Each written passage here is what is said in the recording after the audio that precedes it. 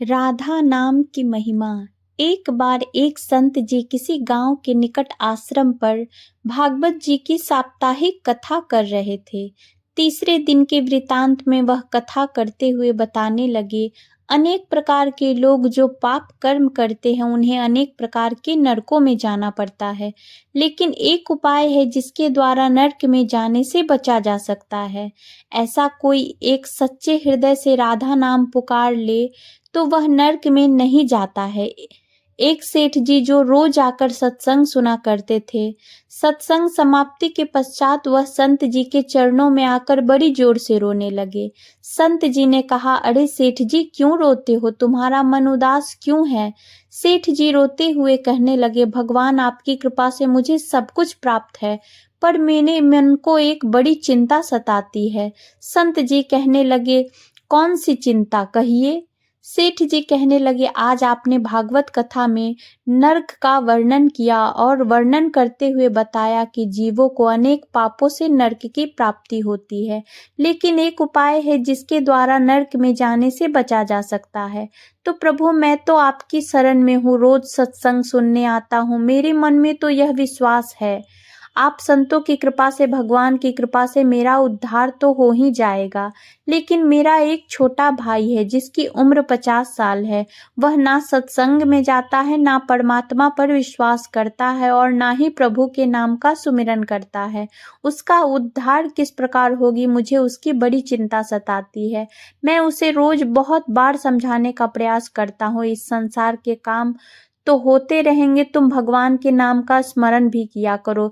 तब वह कहता है, ऐसा करने से कुछ नहीं होता, तुम भी मत किया करो। मैं जितना आस्तिक हूँ प्रभु के प्रति, जितनी मेरी आस्था है, वह उतना ही कट्टर अनिश्वरवादी है। तब संत जी ने कहा, क्यों चिंता करते हो, एक दिन उसका भी उद्धार हो ही जाएगा। सेठ जी रोते हुए कहने लगे, हे भगवान, उसका उद्धार कब होगा? आप जैसे महान पुरुष हमारे गांव में आए हैं, मुझे तो आप पर ही यकीन है, आप ही उसका उद्धार करके जाए। अब आप कैसे भी कर कृपा कर मेरे घर आए और एक बार उसके मुख से श्री राधा नाम का उच्चारण करवाइए। तब सेठ जी की विनय सुन संत जी कहने लगे, कल सत्संग समाप्ति के पश्चात मैं आपके घर आऊंगा और उसे परमात्मा का सुमिरन अवश्य करवाऊंगा।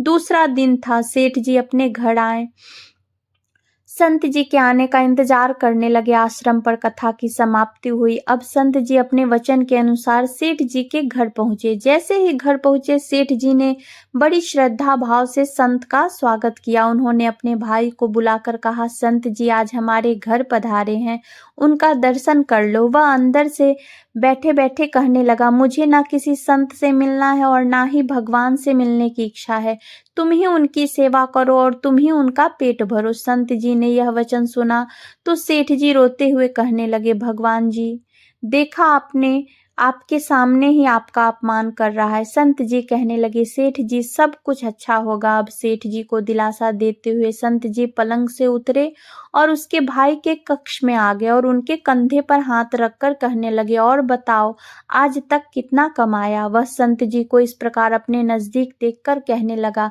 अपना हाथ मेरे कंधे से हटाओ, मैं ना संतों को मानता हूँ ना भगवान को मानता हूँ। लोग जितने आस्तिक होते हैं, मैं उतना ही कट्टर नास्तिक हूँ, मैं भगवान को नहीं मानने वाला हूँ। आप मेरे नजदीक क्यों आए हैं? संत जी कहने लगे, मैं तो अपना काम करने आया हूँ। संत का काम होता है लोगों का उद्धार करना। आज तुम्हारे उद्धार का कार्य मिला है तो अवश्य करके ही जाऊंगा। वह सेठ का भाई भी बड़ा कट्टर था। वह कहने लगा, आपको किसी प्रकार का भी उद्धार करना है कर लीजिए, पर मेरा उद्धार आप नहीं कर सकते, मैं कुछ भी नहीं करने वाला। सेठ के भाई को देखकर संत जी मुस्कुराकर कहने लगे, एक बार राधे राधे बोल दो।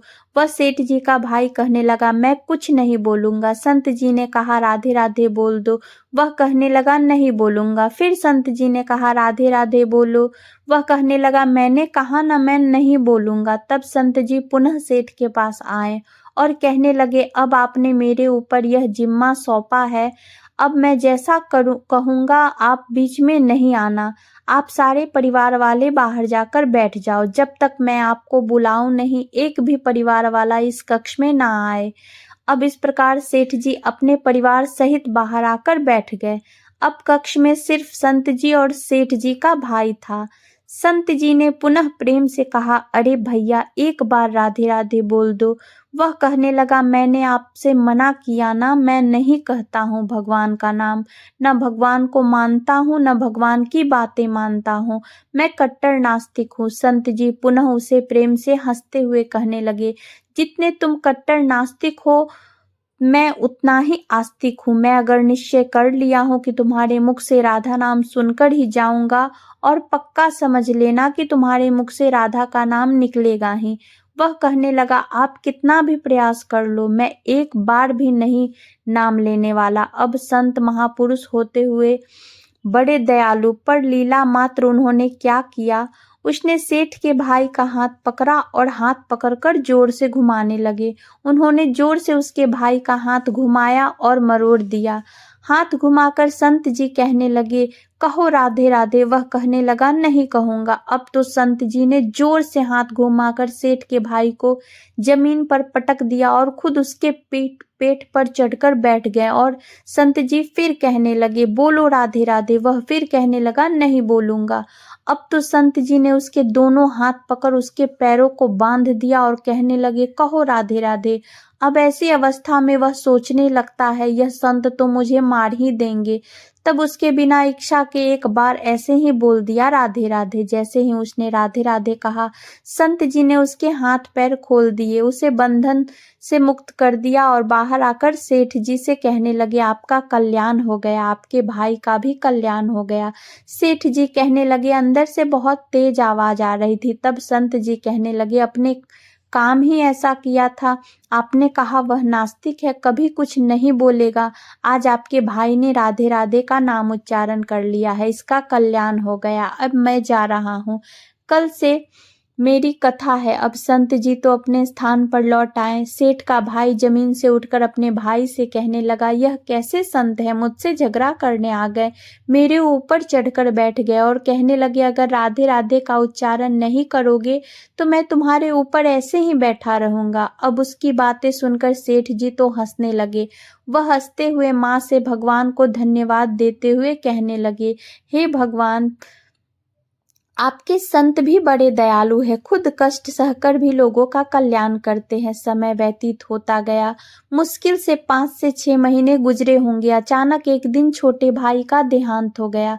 शरीर समाप्ति के पश्चात आत्मा शरीर से अलग हो जाती है। वह आत्मा ही ऊपर यमराज के पास जाकर सारे हिसाब किताब देती है।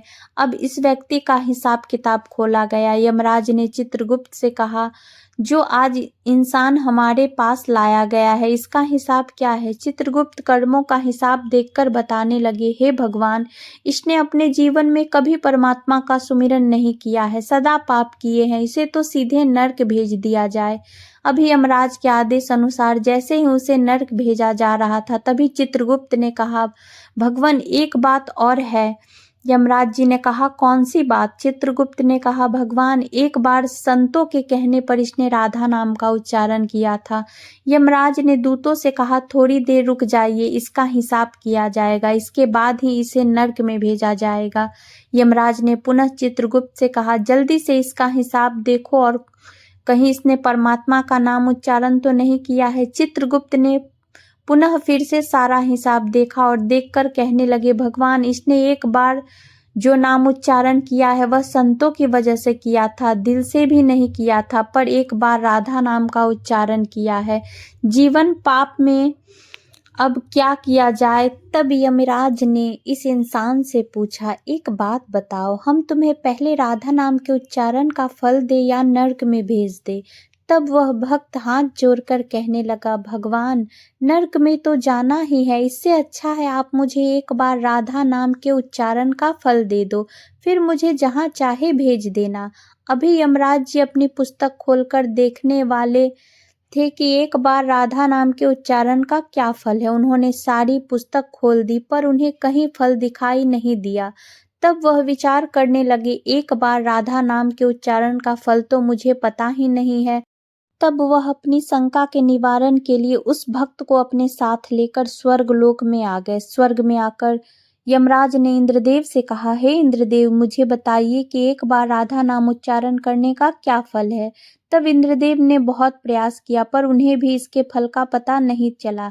तब वह सब देवता मिलकर ब्रह्मदेव के पास गए। ब्रह्मदेव ने जब उन सबको देखा तब ब्रह्मदेव उनसे पूछने लगे, यह आपके साथ कौन इंसान है। इंद्रदेव कहने लगे, भगवान, इसने एक बार राधा नाम का उच्चारण किया है, बाकी सारा जीवन इसने पाप किया है। हमें तो पता नहीं राधा नाम के उच्चारण का क्या फल है, इसलिए हम आपके पास आए हैं। तब ब्रह्मा जी ने भी बहुत प्रयास किया, राधा नाम के उच्चारण का फल क्या है, अब उन्हें भी पता नहीं चला। तब ब्रह्मदेव कहने लगे, हम सब मिलकर इसे अपने साथ लेकर भगवान शंकर जी के पास चलते हैं। तब वह भगवान शंकर जी के पास पहुंचे। भगवान शंकर जी से प्रार्थना कर कहने लगे, हे महादेव, इस इंसान ने सारा जीवन पाप किया है, बस एक बार संतों के कहने पर राधा नाम का उच्चारण किया है। अब आप बताइए, एक बार राधा नाम उच्चारण का फल क्या मिलता है। तब महादेव जी ने बड़ा प्रयास किया पर वह भी राधा नाम की महिमा को बता नहीं सके। तब शंकर जी कहने लगे, अब हमें भगवान श्री कृष्ण के पास चलना पड़ेगा, क्योंकि वही राधा तत्व को जानते हैं। ऐसा सोचकर सब देवी देवता भगवान शंकर के साथ मिलकर उस इंसान की आत्मा को लेकर भगवान श्री कृष्ण के पास गोलोक धाम में पहुंचे। गोलोक धाम में भगवान श्री कृष्ण राधा जी के साथ अपने आसन पर विराजमान थे। भगवान श्री कृष्ण ने सब देवी देवताओं का सम्मान किया और उनसे पूछा, आज अचानक से आने का कारण क्या है। तब भगवान शंकर हाथ जोड़कर कहने लगे, हे भगवान, यह इंसान धरती से लाया गया है, इसने अपने जीवन में अनेक पाप किए हैं, पर एक बार राधा नाम का उच्चारण किया था। यमराज जी पता न कर सके कि एक बार राधा नाम के उच्चारण का क्या फल है। तब वह इनकी जानकारी लेने के लिए इनके साथ इंद्र जी के पास स्वर्ग में आए थे। फिर स्वर्ग से होते हुए ब्रह्मलोक आए, फिर ब्रह्मलोक से होते हुए यह मेरे पास आए। अब मैं इन सबको अपने साथ लेकर आपके पास आया हूँ। अब आप बताइए, एक बार राधा नाम उच्चारण करने का क्या फल हो सकता है। जब इस प्रकार बातें चल रही थी तब श्री कृष्ण के पास बैठी राधा रानी बड़े जोर से हंसने लगी। तब श्री कृष्ण ने कहा, हे राधिका, क्यों हंसती हो। तब राधिका कहने लगी, भगवान, यह अभी तक राधा नाम का महत्व नहीं समझ सके हैं। तब भगवान शंकर जी कहने लगे, हे महारानी, राधिका के नाम का क्या असर है, आप हमें बताइए। तब राधिका जी कहने लगी, हे महादेव, आप खुद सोचिए, इस व्यक्ति ने एक बार राधा नाम का जप किया, वह एक बार राधिका के नाम जपने से स्वर्गलोक की सैर करके आया, ब्रह्मलोक का ब्रह्म देव का दर्शन करके आया, आपके महादेवलोक में आपका इसने दर्शन किया। आज एक बार राधा नाम के प्रभाव से यह आप सबको साथ लेकर हमारे गोलोक धाम आया है, मेरे दर्शन और श्री कृष्ण का पूजन कर रहा है। इससे अधिक राधा नाम का और क्या फल हो सकता है। जब राधिका जी ने इस प्रकार एक बार राधा नाम का पूरा महत्व बताया तो यमराज कहने लगे, यह तो बड़ा अनंत फल है। जो व्यक्ति नरकों में जाने वाला था वह एक बार राधा नाम के उच्चारण से सब लोकों की यात्रा कर भगवान श्री कृष्ण और राधा रानी के चरणों में उपस्थित हो गया। इससे अधिक फल और क्या हो सकता है। तभी फिर से यमराज जी कहने लगे, भगवान, क्या अब इसे नरक में जाने की आवश्यकता नहीं है। तब श्री कृष्ण जी कहने लगे, धर्मराज, जिसने एक बार राधा रानी के चरणों का दर्शन कर लिया हो वह तो कभी नरक में जा ही नहीं सकता। तब वह भक्त जो वहां पर राधा रानी के दर्शन कर रहा था वह कहने लगा, हे महारानी, मैं तो संतों के भय में आकर आपका नाम उच्चारण किया था, पर जो सच्चे हृदय से आपके नाम का उच्चारण करते उन्हें तो जीवन में कोई भय होगा ही नहीं। वह तो नर्क की यात्रा में कभी निकलेंगे ही नहीं, वह तो सीधा आपके चरणों में ही समा जाएंगे। तो इतना महत्व है एक बार राधा नाम के उच्चारण का। तो सच्चे हृदय से जो एक बार इस प्रकार राधा नाम का उच्चारण करते हैं परमात्मा का साक्षात दर्शन हो जाता है। राधे राधे।